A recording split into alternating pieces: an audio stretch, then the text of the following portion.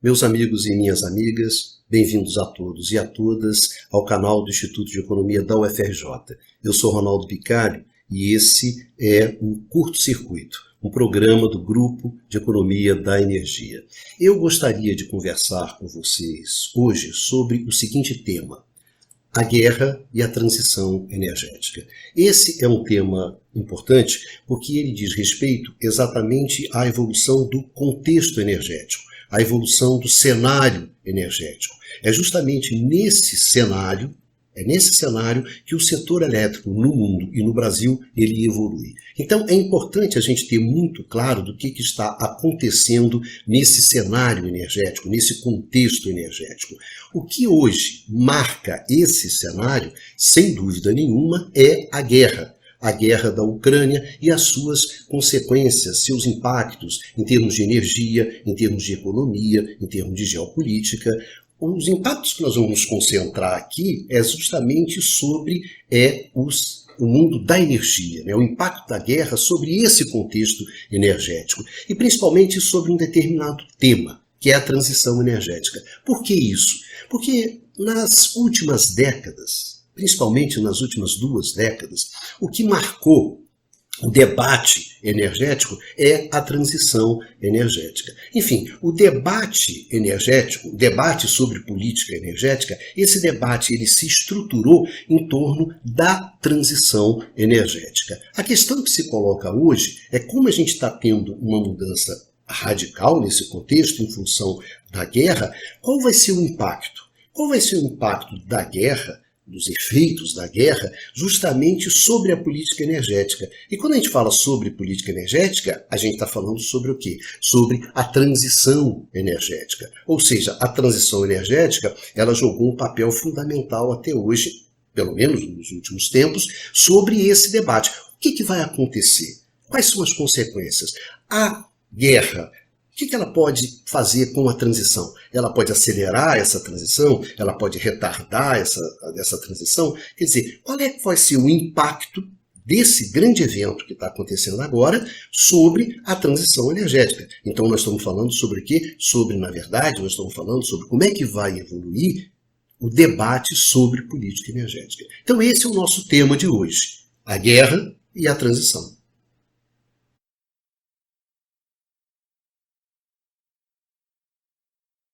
Acho que para começar essa nossa conversa, para que a gente possa compreender quais são os impactos da guerra sobre o processo de transição energética, eu acho que a gente deve começar pelo princípio. Vamos entender como é que você estruturava o debate, ou como é que a gente estruturou o debate até hoje, em torno da transição, em torno da segurança energética, em torno da política energética. Essa relação entre segurança ambiental e segurança energética, entre mudança climática e segurança do abastecimento de energia. Então vamos começar bem pelo princípio para a gente poder entender bem essa questão. Eu acho que a gente começa pela mudança climática. Vamos começar pelo princípio, né? Você tem um processo de mudança climática, essa mudança climática tem impactos econômicos, sociais, humanitários, políticos, sanitários, muito fortes, impactos negativos muito fortes. Então a mudança climática ela é um problema, ela tem que ser enfrentada. Então um problema de segurança ambiental hoje seria a mudança climática. Bom, aí vem a questão, qual é o problema da mudança climática? Quais são as causas da mudança climática? As causas da mudança climática, a principal, o aquecimento global. E o que causa o aquecimento global? O que causa aquecimento global são as emissões de gases de efeito estufa. Entre esses gases, o CO2. E qual é a maior fonte de emissão de CO2? 80%, grosso modo, 80% das emissões de CO2, essas emissões elas nascem a partir da queima do combustível fóssil. Então, se você coloca a questão, bom, qual é o problema? O problema é a mudança climática. E o que é que está no centro desse problema? No centro do problema da mudança climática é a queima dos combustíveis fósseis. Então, se você tem que enfrentar esse problema, que é o problema da mudança climática, você tem que reduzir a queima dos combustíveis fósseis. Você tem que reduzir o uso dos combustíveis fósseis. Então, essa é a questão ambiental. Essa é a questão que está no centro do problema. Como é que essa questão ela chega no mundo da energia? Acontece o seguinte, quando a gente pensa nas necessidades de energia que a gente tem que atender, quando a gente olha para o mundo, o que a gente constata? O que a gente constata é o seguinte, é que 80%, grosso modo, tá certo? Estamos falando em grandes números, 80% dessas necessidades, esses 80% são satisfeitos através do quê? Do combustível fóssil. Então o combustível fóssil, hoje, ele joga um papel fundamental na matriz energética e joga um papel fundamental na satisfação das necessidades de energia. Então, quando a gente fala sobre segurança do abastecimento, a gente fala sobre segurança energética, a gente está falando sobre o quê? A gente está falando sobre combustíveis fósseis.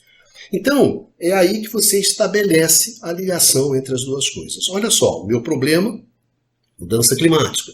Como é que eu resolvo esse problema da mudança climática?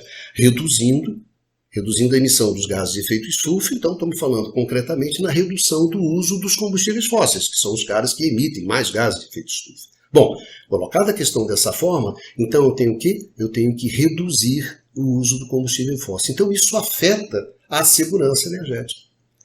Porque reduzindo o uso dos combustíveis fósseis, eu coloco uma restrição a uma solução que é uma solução básica para quê? Para a segurança energética. Então, o que acontece? Resolver o problema da segurança ambiental, resolver o problema da mudança climática, resolver esse problema afeta o quê? Afeta a segurança energética, afeta a segurança do abastecimento. Por quê? Porque se eu vou restringir o uso dos combustíveis fósseis, eu vou afetar a segurança do abastecimento. Então, esse conflito que se estabeleceu desde o momento em que você coloca a questão da mudança climática, esse conflito que caracteriza o debate sobre energia no mundo hoje. Ou pelo menos que nos últimos 20 anos caracterizou o debate. Como é que você resolve esse conflito entre segurança ambiental e segurança energética? Então, nota bem, a questão ela não nasce no mundo da energia. Ela nasce no mundo do meio ambiente, se você quiser, com a mudança climática, se propaga e chega até o mundo da energia. E chega até as questões, vira uma questão de política energética, vira uma questão de segurança do abastecimento. Mas nota bem, é uma questão derivada. Qual é o ponto que é importante a gente ter bem claro na cabeça? Como é que essa onda que nasce lá no mundo do meio ambiente, como é que essa onda ela chega no mundo da energia? Qual vai ser o impacto? Qual vai ser o impacto? O que é determinante para a gente ter uma ideia se esse impacto vai ser maior ou menor? Eu acho que tem dois pontos importantes. O primeiro deles é a percepção política da urgência da mudança climática. E o segundo ponto é o custo da substituição. Essas duas questões, elas vão jogar um papel-chave na determinação do impacto sobre a política energética, sobre a segurança do abastecimento. Esse impacto pode ser maior, pode ser menor, em função da evolução dessas duas questões. A percepção política da urgência da mudança climática, e, portanto, do enfrentamento da mudança climática, e o custo da substituição.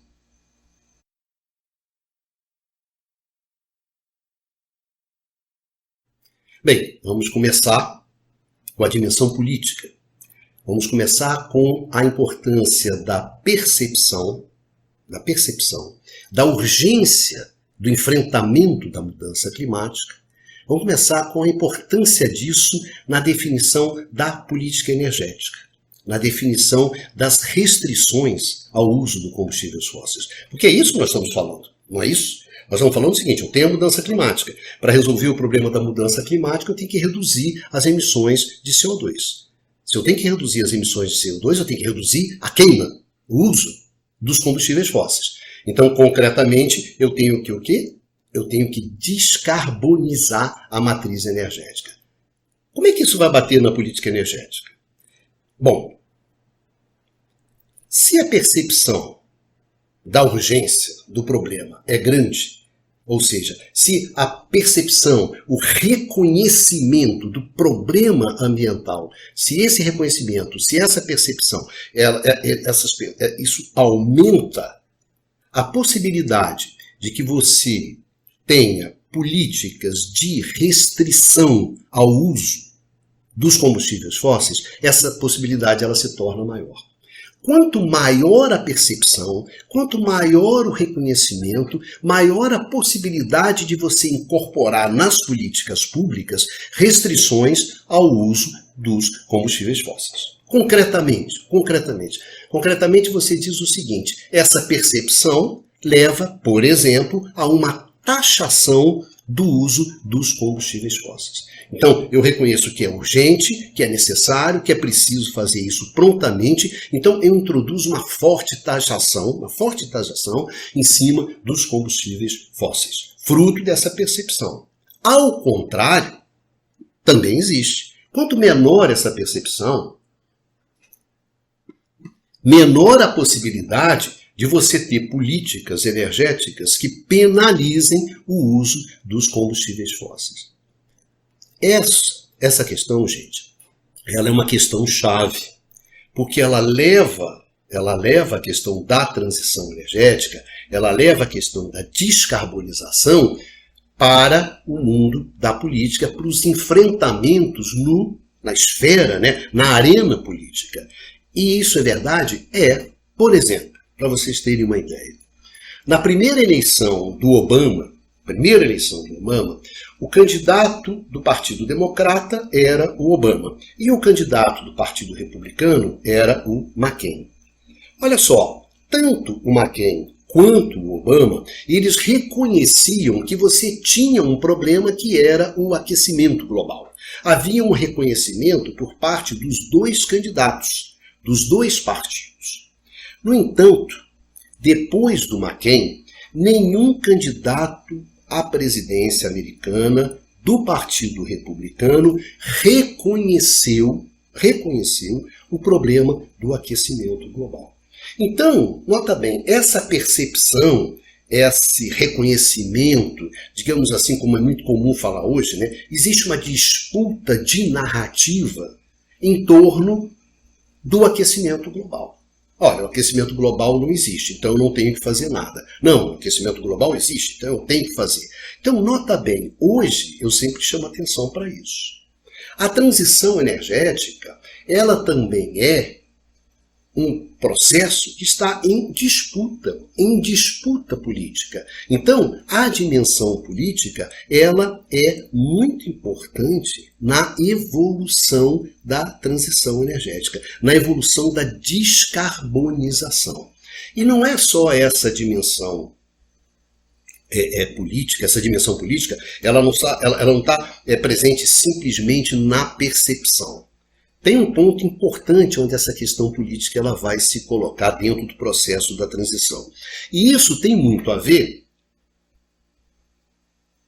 com a segunda questão que a gente estava discutindo sobre como é que o impacto, se é maior ou menor, da mudança climática sobre a política energética, que é a questão do custo da substituição. Isso é muito importante. Por quê? Porque diz respeito, olha, eu tenho uma questão concreta que eu tenho combustíveis fósseis. Tenho que descarbonizar, tenho que tirar esses combustíveis fósseis da matriz energética. Então tenho que substituir esse combustível fóssil por outra fonte de energia. Considerando que eu vou manter o padrão de consumo, tanto em termos como a economia consome a energia, como é que as atividades econômicas consomem a energia, como o cidadão, as pessoas também consomem a energia, em termos de padrão de conforto, de padrão de bem-estar. Então, se eu considerar que eu vou manter o padrão de consumo, eu vou ter que substituir os combustíveis fósseis por outras fontes de energia. Aí vem a questão fundamental, que é o seguinte, que são as características técnico-econômicas dos combustíveis fósseis e dessas novas fontes. Se essas fontes são próximas dos combustíveis fósseis, muito próximas, o que acontece? Se as características tecno-econômicas são muito próximas, as dificuldades de você fazer a substituição, elas são pequenas. Não são muito grandes. No entanto, se forem produtos muito diferentes, o que acontece? As dificuldades vão ser maiores. Portanto, os custos dessa substituição, esses custos vão ser maiores. Né? É aquela velha história, você tem um jogador muito bom jogando. Aí você tem um problema com esse jogador. Você tem que tirar esse jogador e colocar outro. Se o jogador que vai entrar é tão bom quanto o jogador que está saindo, não tem problema. Tá certo? O time vai continuar jogando bem e nós não vamos ter nenhum tipo de problema. Agora, se a diferença é muito grande, o desempenho do time vai ser afetado. E aqui que está a questão fundamental. Quando a gente pensa em fontes que podem substituir os combustíveis fósseis, por exemplo, a gente pensa assim, tem a energia hidráulica, que é uma energia renovável, que é uma energia que não emite CO2. Qual é a restrição que você tem na energia hidráulica? Quem tem potencial hidráulico, tem. Quem não tem, não tem. Quem tem potencial hidráulico, mas já explorou esse potencial hidráulico, o que sobra, né, para que essa energia hidráulica aumente a participação dela na matriz e ela substitua os combustíveis fósseis? Se o seu potencial está esgotado, é muito pouco a possibilidade. Então, é um tipo de solução restrita àqueles países que têm energia hidráulica e que têm potencial hidráulico ainda para ser explorado. A segunda grande fonte que não emite CO2 e poderia substituir os combustíveis fósseis, a energia nuclear. A energia nuclear, sem dúvida, não emite CO2, poderia ser uma solução, mas é uma solução que exige uma mobilização de recursos tecnológicos, econômicos, financeiros, políticos, institucionais, que são recursos que têm volumes significativos.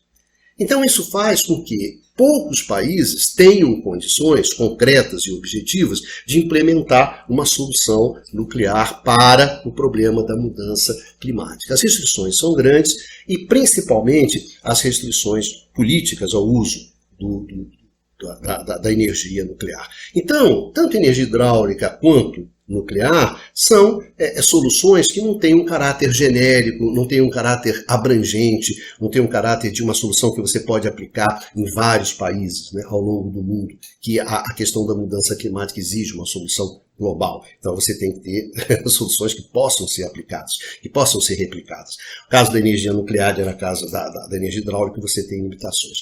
Então o que sobra? Sobra o que a gente chama das novas energias renováveis, que são energia eólica e energia solar. Essas são as soluções. Bom, e aí, então, a gente começa a ter problemas. Por quê?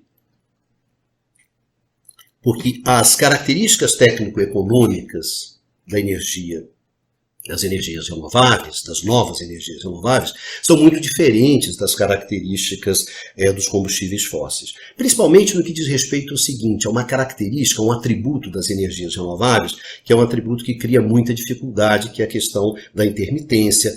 Elas são fontes intermitentes, são fontes aleatórias, são fontes descontínuas, são fontes que a disponibilidade depende da natureza.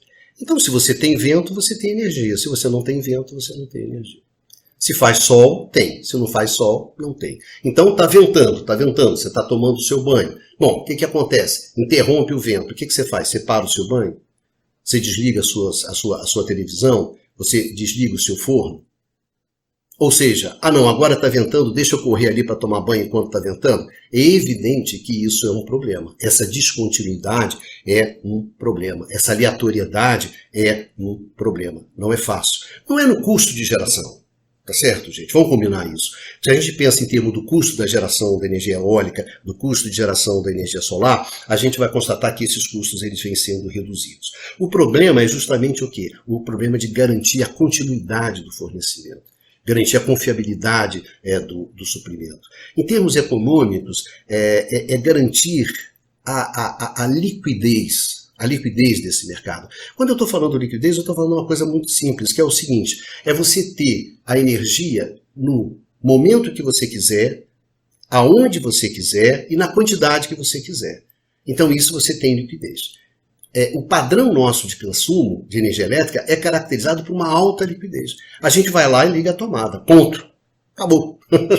E aí eu vou saber que eu vou ter energia ali naquela hora. Vou ligar o forninho, vou ligar minha televisão, vou ligar o meu computador, vou ligar o meu aparelho de ar-condicionado, não importa. Apertei a tomada, pumba, tá ali. Essa liquidez é que os combustíveis renováveis, eles não são capazes de dar. Então aqui estabelece uma diferença. Então o custo de garantir essa liquidez, o custo de garantir esse padrão de consumo, na verdade o custo de garantir essa confiabilidade, essa continuidade no suprimento, esse custo, a gente hoje já sabe muito claro que no caso das energias renováveis, essa introdução das energias renováveis tem um custo e que não é um custo pequeno. É um custo elevado, não é uma coisa simples. Então aí a gente tem um problema, ou seja, existe um custo da transição, existe um custo da substituição. Então o que acontece? Você pode imaginar o seguinte, olha só, o que eu tenho hoje? Eu tenho os combustíveis fósseis, então eles estão num patamar de custo que é esse patamar de custo aqui. Quando eu imagino os combustíveis renováveis, eles estão nesse patamar aqui. Então, eles não são substitutos próximos entre si. Nós temos um custo de substituição que é isso aqui. Ou seja, introduzir os renováveis significa aumentar o custo da energia. Esse é um problema real, efetivo. Então, o que acontece? Eu preciso reduzir esse custo, eu preciso reduzir essa diferença, eu preciso reduzir esse gap. Né? Como é que eu faço isso? Em termos virtuosos, de uma boa solução, a gente faz isso através da inovação tecnológica. Então é preciso que ocorra avanços tecnológicos, principalmente pegando um ponto-chave, existe outro, vamos nos concentrar nesse ponto, que são as tecnologias de estocagem. Ventou, eu não estou precisando de energia, então o que eu faço? Eu gero energia elétrica, estoco essa energia elétrica justamente para usar quando eu precisar de energia e não estiver ventando, e não estiver fazendo sol, por exemplo. Então a estocagem ela joga um ponto principal, um ponto decisivo. Então a gente precisa em avançar nessas inovações. O que acontece? Essas inovações, elas vão reduzindo esses custos das renováveis, né, desse abastecimento através das energias renováveis, de tal maneira que vai reduzindo o custo da substituição e reduz no limite o custo da transição. Como isso não acontece, qual é o problema que a gente tem? A gente tem um problema aqui. Bom, mas tem a urgência. Vamos considerar que a gente reconhece que é urgente, que é preciso fazer a mudança climática. Então, qual é o problema? Eu preciso resolver. Como é que eu resolvo isso aqui? Eu faço da seguinte maneira, eu dou uma solução institucional. Eu aumento o custo dos combustíveis fósseis fazendo o quê? Taxando esses combustíveis fósseis. Então, na medida que eu vou taxando, esse custo aqui dos combustíveis fósseis vai subindo e vai se aproximando aqui das energias renováveis, do custo das renováveis. E vou dando incentivo para essas energias renováveis. Então, quando eu dou incentivo para as renováveis, o custo das renováveis vai abaixando, vou taxando os combustíveis fósseis, vai crescendo, então você constrói uma substituibilidade. Você constrói uma substituibilidade. Mas essa não é uma substituibilidade que é virtuosa. Porque ela tem um problema, né? Por quê? Você está penalizando os combustíveis fósseis e, portanto, penalizando todos os agentes econômicos e sociais que estão aqui e você está beneficiando as energias renováveis, portanto, beneficiando toda a rapaziada que está aqui nos renováveis. Você está distribuindo custos e benefícios, bônus e ônus. E isso você está fazendo politicamente. Então, é claro que isso cria um problema. Vocês falam assim, que tipo de problema? Problemas que são concretos. Por exemplo, a revolta dos coletes amarelos na França. Isso é um exemplo bastante preciso dessas tensões políticas que são geradas a partir dessa solução institucional para acelerar as restrições aos combustíveis fósseis e incentivar os renováveis. Você taxou os combustíveis na França. Taxou justamente com essa ideia de restringir o uso dos combustíveis fósseis. Quando você taxou, o que aconteceu com os combustíveis fósseis? Com o preço dos combustíveis fósseis? Subiu. É claro que isso afetou uma parcela da população francesa, que não tem renda o suficiente para pagar esses novos preços da energia, esses preços mais elevados em função da aceleração, da intenção de acelerar a transição energética. Então esse pessoal ficou sem transporte, ficou sem calefação do inverno. Então esses problemas geram o quê? Geram uma tensão social, geram uma tensão política, e isso vai para a rua, vai para a porrada. Ou seja, a tensão, é isso que eu estou chamando, a transição energética, ela não é um passeio. Ela seria um passeio se nós tivéssemos as soluções tecnológicas prontas. Nós não temos. Efetivamente, nós não temos. Então, hoje, tem uma dimensão da substituição que é a garantia via política. Uma política, sim. Aqui a gente reencontra a política. A gente vê a política na percepção, né, da gravidade do problema, mas vê também a política o quê? Na implementação das soluções. Soluções institucionais, elas geram tensões econômicas, geram tensões sociais e, obviamente, geram tensões políticas. Então, esse é o quadro que a gente tem. Então, o que acontece? Se a gente acelera a descarbonização sem que a tecnologia dê aquelas respostas que você precisa, as tensões econômicas, as tensões sociais e as tensões políticas, elas vão acelerar. Então a gente tem muito claro isso. Porque aqui, quando a gente fala sobre essa aceleração institucional, sem a solução tecnológica, o que acontece? Nós estamos falando sobre distribuição de custos. Quem vai ficar com os custos? Quem vai ficar com o benefício? E isso está sendo arbitrado aqui, politicamente. Então existe uma grande possibilidade, nota bem, uma grande possibilidade que os custos da transição fiquem o quê? Fiquem com aqueles que estão mais embaixo, com o andar de baixo e não com o andar de cima. Porque o andar de cima ele não tem dificuldade em pagar mais pela energia. Tem uma parcela da população mundial que ela topa. Por quê? Ela topa isso? Porque ela tem está no nível de renda que ela encaixa bem esses aumentos que são resultados da tentativa da restrição do uso dos combustíveis fósseis. O pessoal que está mais embaixo aqui sofre. Então, nota bem. Então, a gente tem duas questões que são questões importantes. Uma é a questão da percepção da gravidade do problema. Cresce a percepção, cresce o reconhecimento do problema da mudança climática. Então a gente tem condições de acelerar o processo de transição. E outro, quando a gente acelera o processo de transição, que eu digo que é uma transição virtuosa.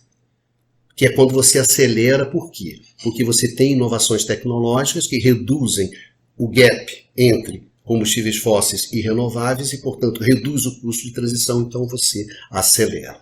Então, basicamente, a estrutura da política energética, o debate da política energética girava em torno desse conflito e como é que você resolve esse conflito. Sempre tendo em mente, e isso é importante ter em mente, que a tecnologia ela não é uma caixinha de mágica, no qual você diz assim, eu quero uma inovação tecnológica e essa inovação tecnológica aparece. Não é o portal da felicidade. Não pede e te entrega. Não é isso. A inovação tecnológica é importante você ter a necessidade. Eu preciso de um novo produto, eu preciso de um novo processo, há um espaço econômico para isso. Tudo bem, isso é importante por um lado. Mas, por outro lado, é importante também a capacidade de inovar. E essa capacidade você tem ou não tem. Isso é uma coisa que se desenvolve ao longo do tempo, é uma questão que é acumulativa. Muitas vezes você tem a oportunidade, você tem a necessidade, mas você não tem capacidade de inovar. Eu preciso ter um remédio para o câncer, por exemplo, mas eu não tenho capacidade hoje para desenvolver um medicamento para o câncer que seja um medicamento que resolva o problema. Ou seja, são as duas coisas. Portanto, a gente pode ter um aumento da necessidade de acelerar a transição energética, de acelerar, então, a redução desse custo da transição, mas, no entanto, eu não tenho uma capacidade tecnológica que seja capaz de, que tenha condições de responder prontamente a essa demanda. Então, é importante ter isso na cabeça. Tá, ok? Bom, e aí, qual é a questão que a gente se vê nesse exato momento? Bom, então o debate se estruturava dessa maneira? Se estruturava. O que acontece com a guerra? O que a guerra muda nesse debate político e nesse conflito básico? É isso que a gente vamos começar a discutir, só com calma.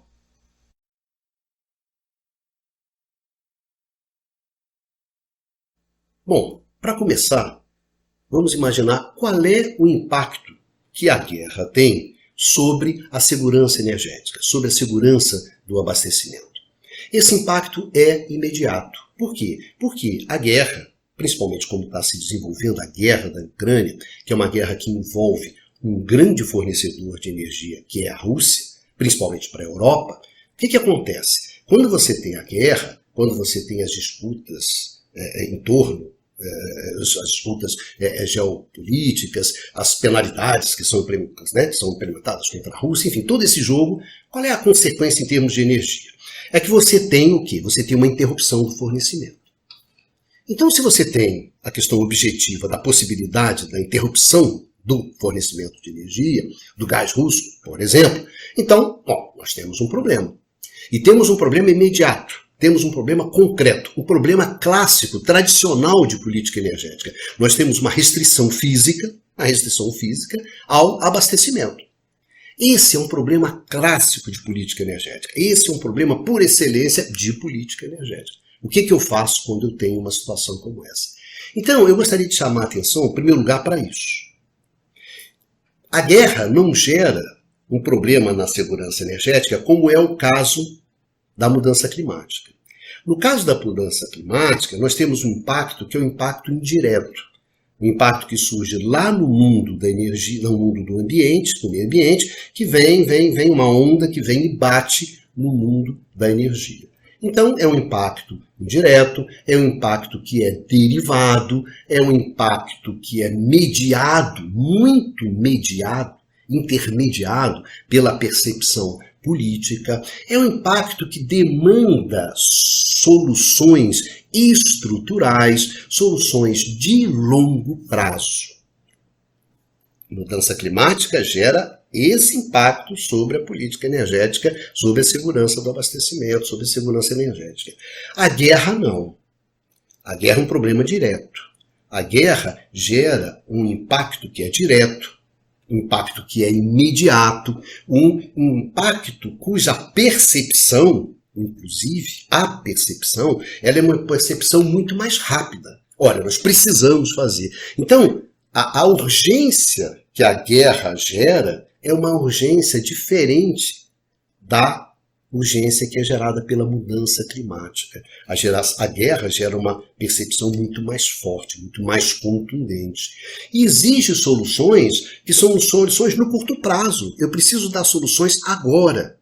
Eu não tenho muito como empurrar, eu não tenho muita margem como eu tenho no caso da mudança climática. Aqui não. Aqui não. Aqui o reconhecimento é rápido, são soluções e são soluções de curto prazo, muitas vezes são soluções conjunturais, nós estamos falando, aí passamos a viver no mundo da conjuntura, no mundo do hoje, eu tenho que resolver agora. Mas é evidente que essas soluções têm impactos. Então, a gente tem que prestar atenção nesses impactos. Em primeiro lugar, qual é o impacto que eu acho imediato? Inclusive, quem me chamou muita atenção para isso foi o meu colega lá do Grupo de Economia da Energia, que é o Marcelo Colomerno, que é um especialista em gás. Então ele me chamou a atenção para o seguinte: olha só, Ronaldo, o primeiro impacto que você tem é o aumento de custo. É um aumento de custo? Sim, é um aumento de custo. Veja, por exemplo, pegamos assim no caso alemão. Não, o caso alemão, como exemplo do caso europeu. O gás russo jogava um papel fundamental no sentido da redução do custo do abastecimento, do custo da segurança energética alemã. Tá certo? Esse gás russo era um gás barato. A partir do momento em que eu vou interromper esse gás, eu crio um problema. Vamos imaginar que a solução seja... Qual é a solução imediata que está sendo colocada na mesa? A solução... porque... Gente, o problema é o inverno que vai chegar. É a lá Games of Thrones, né? O inverno está chegando. O inverno está chegando. Tem problemas concretos de aquecimento. Eu preciso dar uma resposta agora. Então, quando você fala assim, bom, eu vou substituir o gás russo, pelo gás natural liquefeito. Se eu vou substituir pelo gás natural liquefeito, o gás natural que chega num navio, eu vou ter que construir uma infraestrutura. Então eu vou gastar para construir essa infraestrutura, vou construir plantas de regasificação. Essas plantas, elas vão ter que ser construídas. Essa solução, ela vai ter que ser construída. Essa solução, ela tem um custo.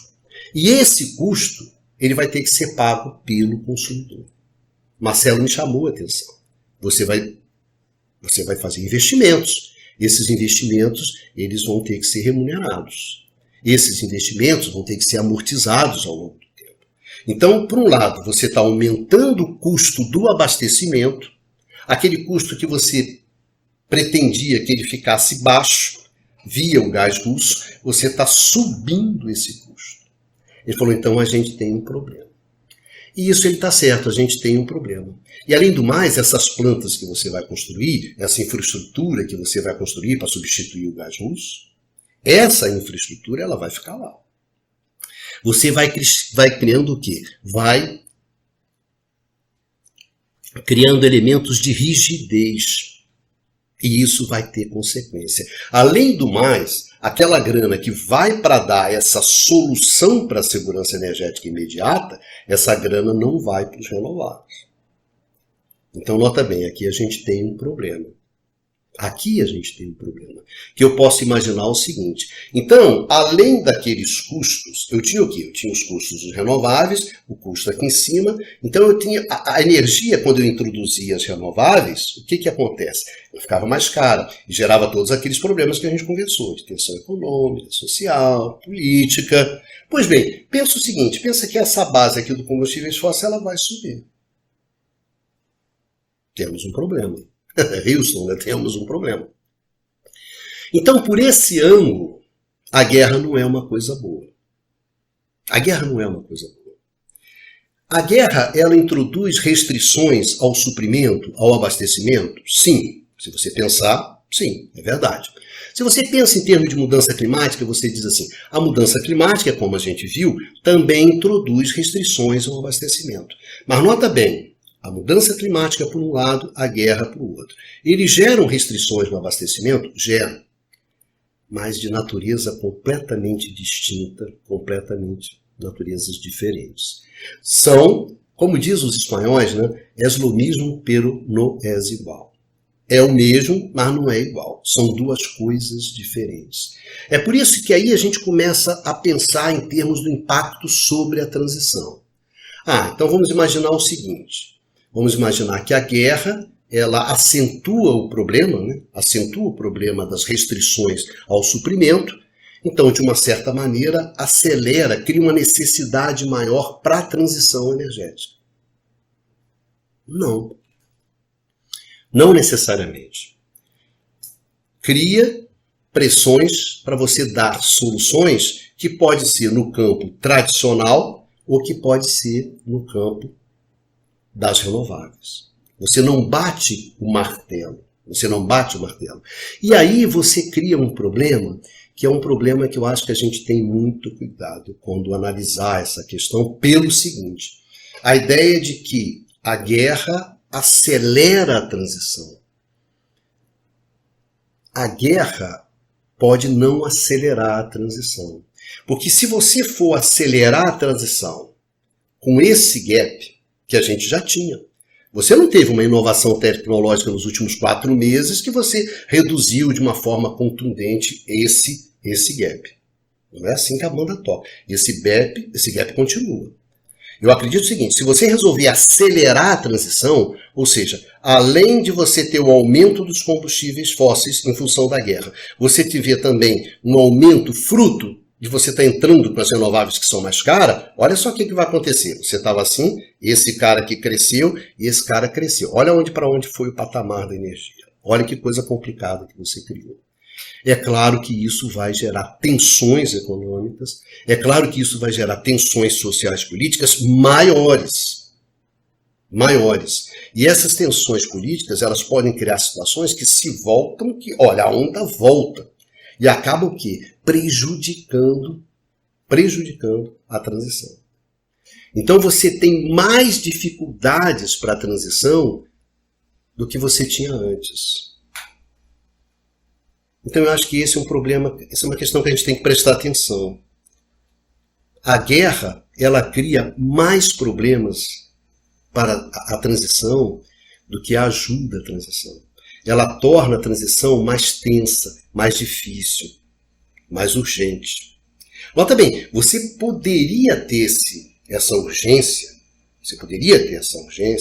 em função de uma maior percepção de que o bicho está pegando na questão ambiental. Poderia e teria condições. Terias perfeitamente condições. Mas só que esse reconhecimento ele tem uma dimensão política. Vamos imaginar, olha, o bicho pegou, a coisa aqui está feia e a gente vai ter que dar uma resposta para esse negócio. Então vamos acelerar a transição porque o bicho ambiental está pegando. Isso seria uma situação. Então você estaria, tá certo, acelerando a transição, aumentando a energia, porque você está introduzindo combustíveis renováveis, mas é para resolver. O oceano está subindo, a temperatura está subindo, está ferrando tudo. Isso é uma questão. Outra coisa é quando essa questão vem através da guerra.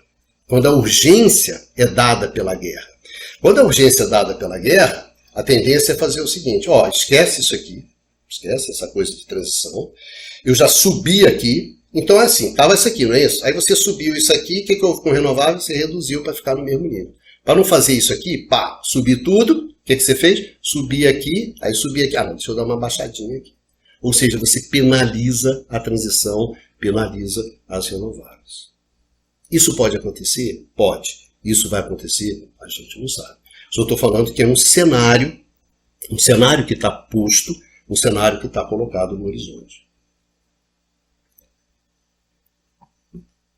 Por outro lado, é claro que a guerra, ela pode introduzir a seguinte questão. Vamos acelerar o processo tecnológico. Mas aí, eu tenho uma amiga, que é a Jaqueline Batista, que é minha colega do Grupo de Economia da Energia, ela me chamou uma atenção para uma coisa importante. Ela falou, olha só, tem essa questão de que o sapo pula por necessidade, não pula por gosto. Eu acho que essa questão do sapo pular por necessidade, não pula por gosto, ela é importante porque ela explica muito bem a transição energética. Nós não estamos saindo dos combustíveis fósseis e indo para os combustíveis renováveis, porque os combustíveis renováveis são muito melhores do que os combustíveis fósseis. É porque a gente está tendo uma restrição ao uso do combustível fóssil. É muito claro isso. Nós não estamos saindo de uma casa, se mudando para outra casa, porque nós estamos porque a outra casa é melhor. Não, é porque essa casa onde a gente está, que são os combustíveis fósseis, essa casa ela foi interditada. Então, sem dúvida, na transição, a gente pula por necessidade, não pula por gosto. Mas Jaqueline me chamou a atenção para uma coisa importante, que é o seguinte. O sapo não pula só por necessidade. Não pula só por necessidade. Ele pula porque ele tem que ter aptidão para pular. Então tem sapo que pula mais, tem sapo que pula menos e tem sapo que não pula. Então essa ideia de que você cria uma necessidade, você cria uma situação muito ruim e a partir dessa situação, dessa situação ruim você vai ter uma solução boa, o quanto pior, melhor, não é assim que a banda toca. O quanto pior é pior. Ponto. A guerra não é uma coisa boa. A guerra não é uma coisa boa para a transição. Vamos tomar cuidado com isso. Muito cuidado com isso. Porque esse sapo, ele pode não pular tanto quanto a gente queria. Ou seja, então, eu gostaria de chamar a atenção para essa questão. Essa questão de que, olha, a guerra, ela pode não acelerar o processo de transição. A gente pode ter uma decepção. Nós não saímos da crise de 2008 mais limpos. Nós não estamos saindo da crise da pandemia mais limpos. E eu não acredito que a gente vai sair da crise da guerra mais limpos. Isso aí a gente tem que tomar muito cuidado. Porque, além do mais, existe uma questão que para mim sempre foi uma questão que me incomoda um pouco, que é o seguinte. Essa ideia de que, olha só, nós temos um problema de segurança de abastecimento e as energias renováveis podem ser uma solução nesse problema de abastecimento, né? Uma solução clássica, porque os renováveis são fontes que permitem você diversificar a matriz energética, então, na verdade, você reduz o risco, a sua exposição, e também são fontes endógenas, né? O vento é seu, o sol é seu, então você reduz, aumenta a autossuficiência energética, né? Reduz a sua dependência energética, então seria uma coisa natural nesse contexto de guerra. Tá bom, de restrição, né, da oferta, uma restrição causada pela guerra. Acho que não é bem assim. Sabe por quê? Porque isso é um debate que eu acompanho há muitos anos. Eu sempre gostei muito desse tema de política energética. Nos anos 80, quando você tinha a reforma liberal, e eu ia buscar o tema política energética, eu só encontrava textos sobre fontes alternativas da energia, que são os renováveis de hoje, e eficiência energética. Porque na reforma liberal, a questão do abastecimento era resolvida pelo mercado. Então você não precisava do Estado, não precisava de política, não precisava de nada. Política energética era fontes alternativas de energia e eficiência energética. E as fontes alternativas, porque diversificam a matriz, porque representam uma solução endógena, etc., né? Reduz a dependência, papá. Aí vinha aquele discurso. Pau. Quando é que as fontes alternativas entraram? Com as pressões advindas da mudança climática. A diversificação, a autossuficiência, esses fatores nunca empurraram a entrada de fontes alternativas de energia. Alternativas a quem? Aos combustíveis fósseis.